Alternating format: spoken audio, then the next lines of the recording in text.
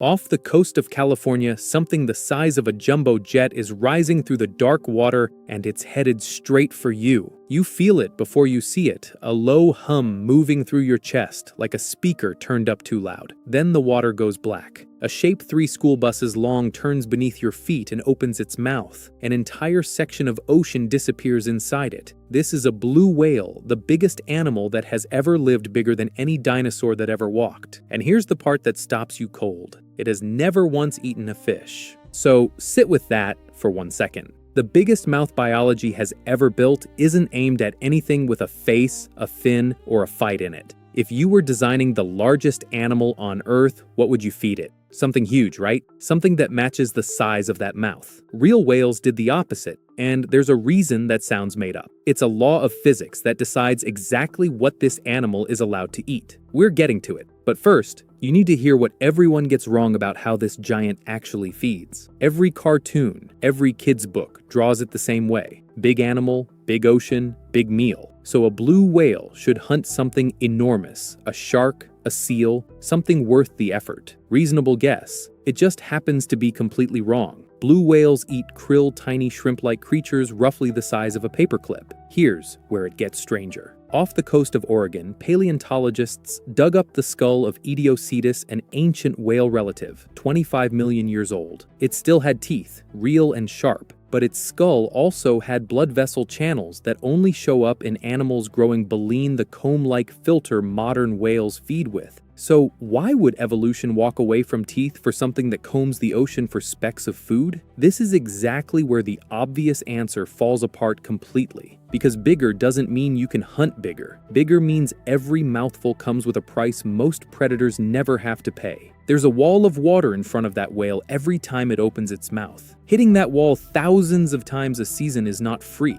That cost is the real villain here. Not a rival, not a predator. Physics itself. And once you understand that cost, the paperclip-sized diet stops sounding strange. It starts sounding like the only option this body ever had. Picture one single lunge. The whale spots a patch of krill below it and doesn't ease toward it. It accelerates like a linebacker sprinting at a wall. At the last possible second, its jaw opens to nearly 90 degrees. The pleated skin along its throat expands like an accordion, sometimes taking in more water than the whale's own body weighs. Then the brakes hit. A full body stop, like slamming down from highway speed underwater, mouth full of ocean. Here's where I need to slow down, because this next part is the whole reason the diet exists at all. That stop costs an enormous amount of energy, which means every single lunge is a bet that whatever's in that mouthful is worth more than the lunge just burned. You'd think chasing something bigger would win that bet more easily. One big fish beats 1,000 tiny krill. Less effort, bigger payoff. That's not a dumb instinct, actually. Orcas and dolphins hunt exactly like that, fast, targeted, one prey at a time. But a fish that size sees a truck-shaped shadow coming and scatters.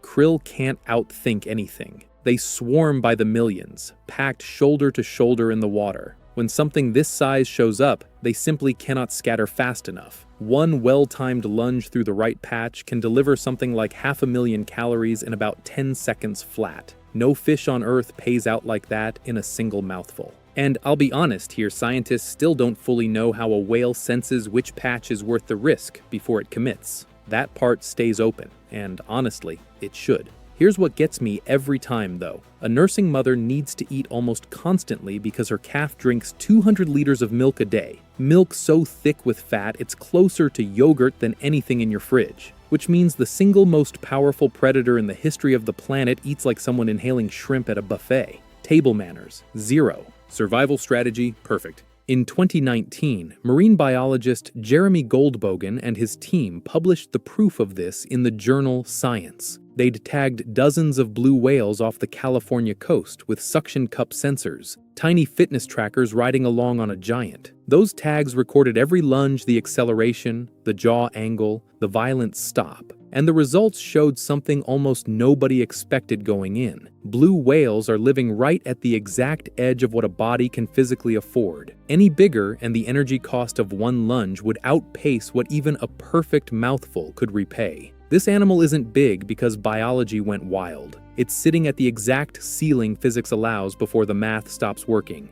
So here's your answer. Why build the biggest mouth in history and aim it at something smaller than your thumbnail? Because smaller is the only thing dense enough to fund a body this size. The whale didn't get big and then settle for krill. It got big because krill exists in swarms thick enough to make a giant possible. Let that sit for a second. The most enormous animal biology has ever built depends entirely on something you could hold 100 of in one hand. Big doesn't mean at the top eating whatever it wants. Big means locked into one very specific, very fragile supply line, which makes the 20th century harder to sit with. For decades, fishing industries blamed whales for shrinking fish stocks. Whales were an easy target, massive and visible. That blame helped justify the hunting that nearly wiped blue whales off the planet entirely. But the whole premise was wrong. Whales were never eating off the same plate as any fishing boat on Earth. That's not just an old myth. That's a myth with a body count.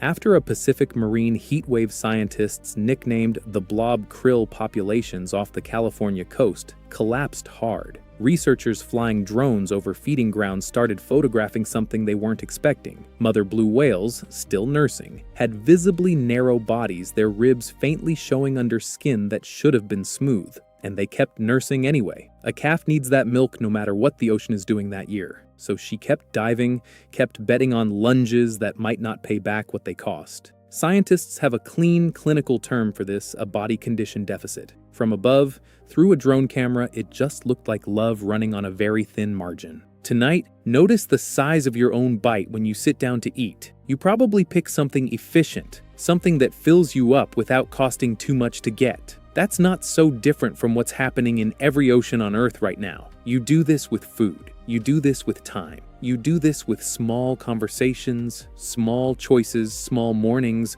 that don't feel like anything on their own. None of them look big enough to matter on their own. None of them look like they could carry an entire life. That's the lie smallness always tells you. A single krill is barely a mouthful of nothing, but 100 million of them, moving together, can feed the largest heart that has ever beaten on this planet. Remember that hum you felt in your chest back when this shape first rose out of the black water? That wasn't the whale's size you were feeling. That was something enormous being kept alive, one small thing at a time. Somewhere in that same ocean, right now a whale is turning toward another patch of almost nothing and betting its entire body on it anyway. That's not desperation. That's the only way anything this big has ever survived, built one paperclip at a time.